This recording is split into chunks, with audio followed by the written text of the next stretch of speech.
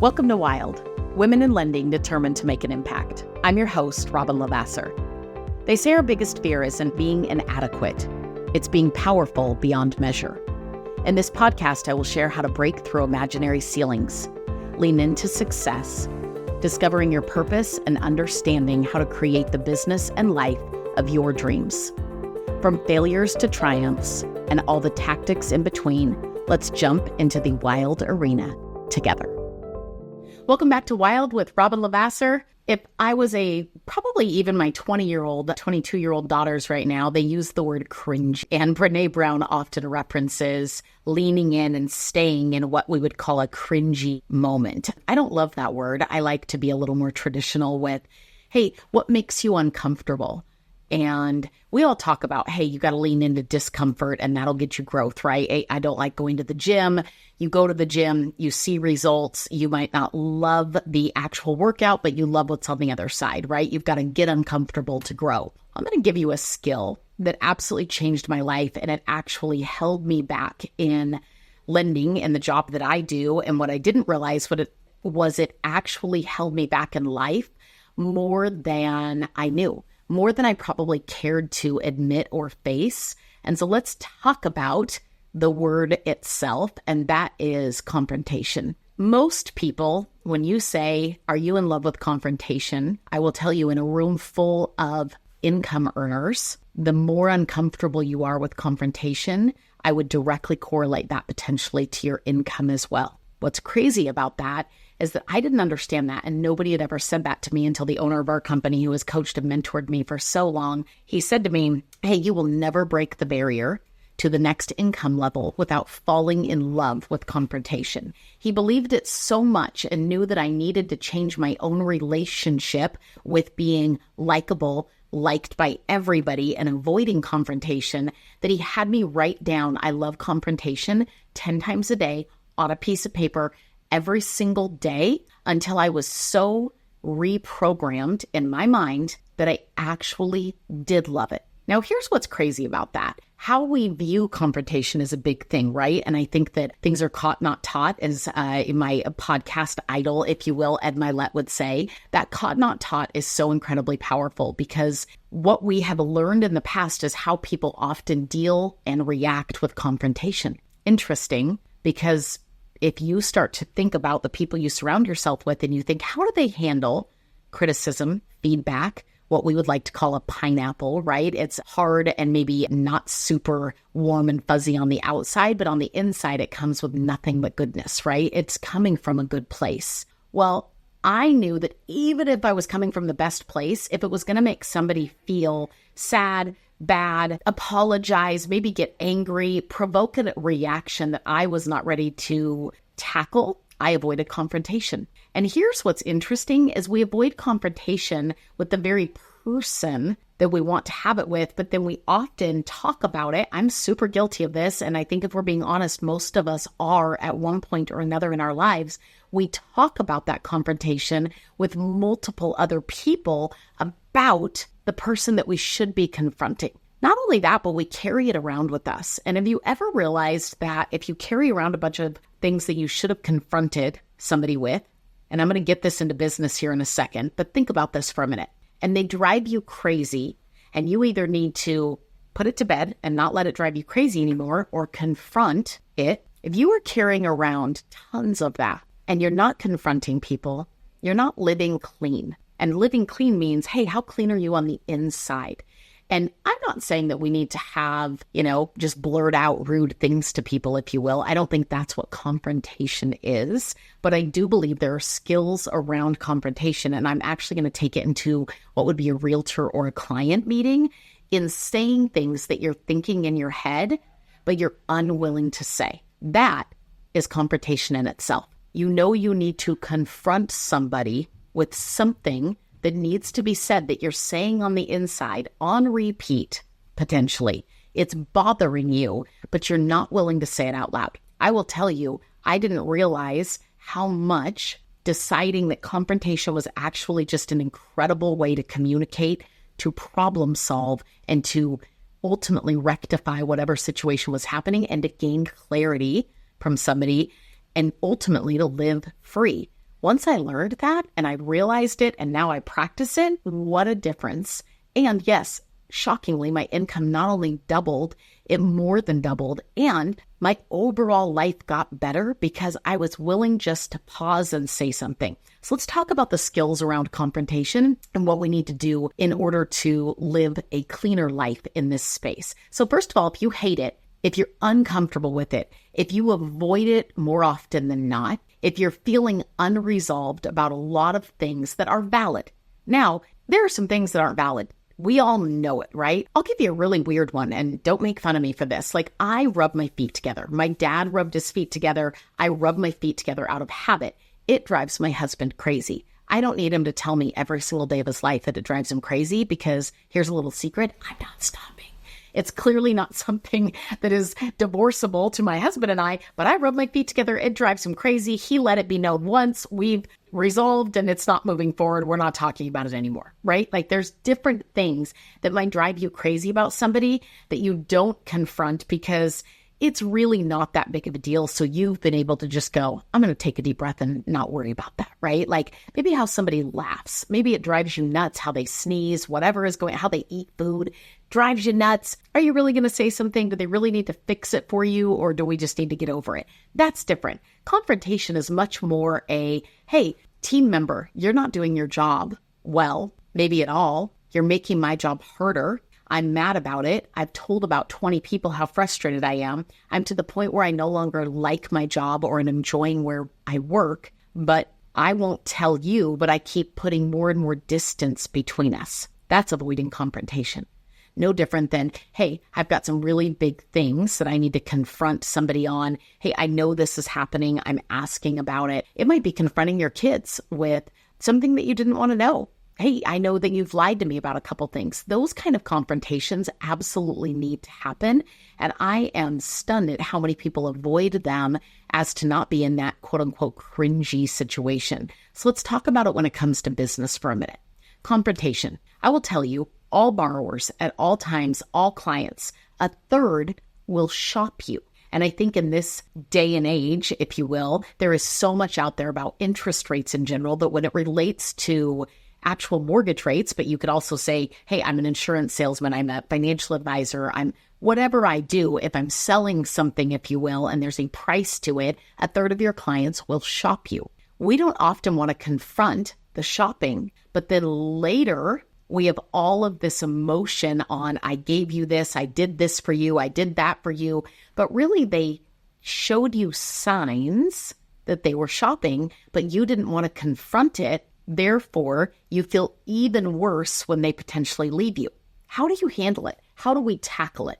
Let's talk about it for a minute. One is, and I've done this before, talking about it on a podcast, the most important thing. Having a client, people will show you and tell you who they are if you're willing to pay attention and to ask more questions and to dig deeper and to push up against it, confront it, if you will.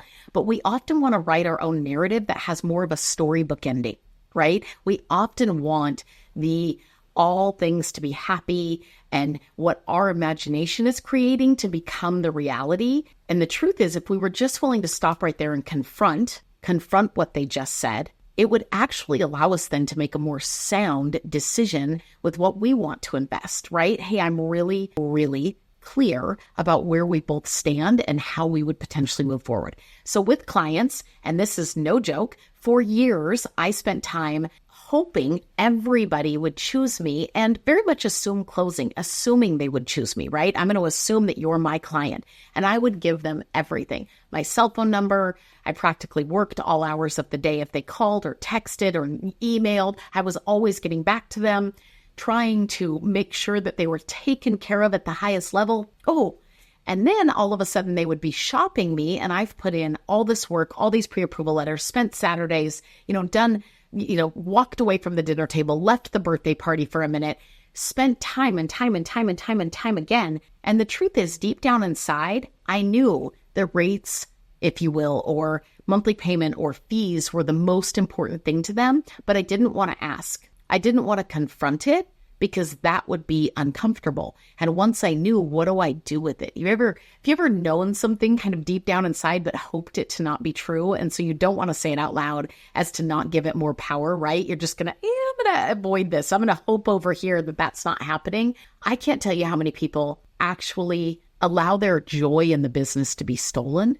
because they're not willing to have this confrontation up front. And it's really clarity. Confrontation is clarity. And so, hey, let's talk about what's most important to you. Is it the house? Is it the rate? Is it the payment? Is it the cash to close? Now, many borrowers would say, oh, it's all of those things. That means we're not deep enough yet, right? Like, let's dig deeper. House, payment, rate, cash to close, total cash out of pocket. Let's talk about it. Let's butt up against it. Let's look at what they qualify for. Let's dig. And if they, at the end of that one meeting that you're having, say, at the end of the day, the only thing that matters to me, thank you for your time. You've been awesome, Robyn. We'd love to work with you, but it's really going to come down to interest rate. Period. End of story. Here's what we don't want to confront in that moment. We often want to, okay, well, call me when you need a pre-approval letter. Call me when you're out looking at houses. Let me know. And then we spend all this extra time still thinking that we're going to change what they already told us was their values. Now, if you're not the absolute cheapest lender, and I can tell you, the odds are you're not, because there's always somebody who's going to come in and do it for a little bit cheaper in the mortgage world, if you will, then for sure, you have to be willing to confront right then and there. And so with clients, what I would literally say, and this might freak you out a little bit, but I can't tell you how freeing it was for my business in general to be able to say to a client, hey, we got this all in order. I've pushed back on, is the house important? Is that pre-approval letter and who is on it? If you're in a competing offer situation, do you care if you lose the house over who you're pre-approved with? Do you care if your cash to close is higher because of the rate that you've engaged with, right? Does that matter? Do you care if you're not going to keep the house long term, but you need this strategic and the rescore for your credit? You need all of these other things that I'm going to be able to give you to get you the very best overall situation. Does any of it matter to you? If none of it matters, that's okay. That doesn't mean, it's like saying that every single guy I ever dated should have wanted to marry me. They all should have wanted to. Now, how silly does that sound? Well, it's no different in the world of clients, if you will, and service providers. Not everyone is ever going to be your client, whether it's because of you can't actually help them with the needs that they have. Maybe it's that you can't actually meet their expectation of cost. Maybe it's just not a good overall fit. Maybe you don't even speak the same language and you can't help them because of that. Maybe you're not authorized, licensed to do business where they ultimately end up needing to do business. Maybe you know that it's not your expertise with what they're actually looking for. There are a million reasons, and one of them is price. And so if you actually have this conversation with a client and you say, you know what, we are competitive, but we are not cheap. Now, I will tell you, cheap means no brick and mortar, an online lender, and ultimately that varies from day to day with every online lender. And you might be dealing with a basic clerk who has their licensing that just happens to be working in a phone center. And you're going to send everything over to them and they're going to push it through the system. And I would give you a 60% chance that you're probably decently happy with the outcome with that. Now, you might put a house at risk. You might go through some empty promises or some poor communication. You might have a listing agent and a seller that are more high stress as a result of it. You might end up with a bad appraisal due to a national appraisal panel because it's literally just pushing buttons. But if that is ultimately comes with the price that is the number one thing to you in this entire transaction, then I'd like to do you a favor. Knowing that, I'd actually like to serve you right now at the highest level, and that's to put your information into bankrate.com. And there will be no less than probably 20 to 30 lenders fighting it out. And what I will tell you is when you get into contract and you've called those lenders for pre-approval letters, one of them on that day will lock you in at the cheapest of the cheap of the cheap. And if that's still not cheapest and you hear that rates go down, you can still continue to shop from there and make some changes as long as you can meet your closing date with your seller. And there are companies that will play that game with you. I'm personally not one of them. We offer a service and an experience and ultimately are looking for a value-driven relationship with you, with the agent, with the seller, with the listing agent, everybody involved in the transaction. And we are a brick and mortar local competitive, not cheap, but ultimately professional organization. Every single time I've said that to somebody, I will tell you that there are some that ultimately, yep, it's rate and only rate, and they are walking out the door. And guess what? I didn't spend my Saturday talking to them. I didn't issue 5 more pre-approval letters. I didn't give advisement. And what I love to do is then call them a couple weeks later and have a conversation of how are things going. I'm still going to check in on you. There's no ill will here whatsoever. And some of those people have become my very, very best referral sources because they experienced the ick, which is doing a home loan pretty much with anybody, literally elsewhere, which means I still remain pristine in their mind. And they ultimately like my follow-up, like my service, didn't ultimately choose my price. That's okay. They went down the road and did that, but they're willing to still say my name in such a high regard that I didn't lose a relationship with the realtor. I didn't ultimately lose with the client. In fact, I won because they experienced maybe a rough patch over here. And I bought back my time to go invest in more leads and more relationships. How do we get there? Well, I will tell you, it's incredibly hard to do if you don't have enough money in the bank. It's incredibly hard to do if you are not generating leads yourself. And so those two things kind of solve everything. If you've got a few months of reserves in the bank and you yourself are generating leads and trust yourself to go get another one. The moment I freed my time up from somebody who I've confronted and it's not ultimately my client, I'm able to go gain a new client, check in on a current client, edify and deepen a relationship with a referral partner. As long as I spend that time wisely instead of complaining, frustrated, moaning, licking my wounds, having the pity party in the corner, the woe is me, the everyone is shopping me, catastrophizing, interest rates and all of these things, man, I will tell you, just confronting it head on, deciding, no, you're not my client. It's not even them not choosing me. It's me saying, you're actually not my client and I'm aware of that. Therefore, I'm going to draw a line right here. You can do this in real estate relationships in terms of referral partners.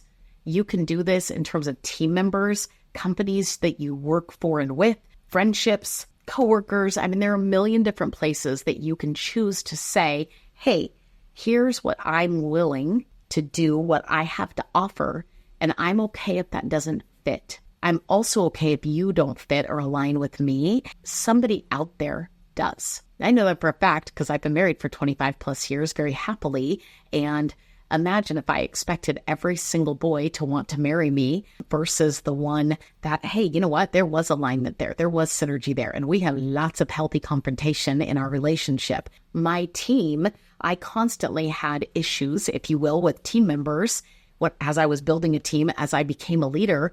And what I learned was how sad to be frustrated, but not give them the benefit of knowing that they're not meeting your expectations versus just saying it, confronting it, and being clear. And then, hey, we get to move on. And now they know, hey, she's told me that's not how she wants that done, or that's not how we're going to handle that situation going forward. It's now my choice to make changes or not, and know that there would be a consequence by just deductive reasoning because I've been told how it needs to be done and I'm choosing not to do it. There's so much freedom in living clean, and confrontation is a beautiful way to problem solve, to ultimately have a clean conscience, but also just a clear mind, right? A clear heart. And if everything that you're doing is with the intention of truly meeting somebody's needs, truly knowing if you are the one to be able to serve them, to solve the problem, to be the partner to them that they need you to be in whatever situation it is, you will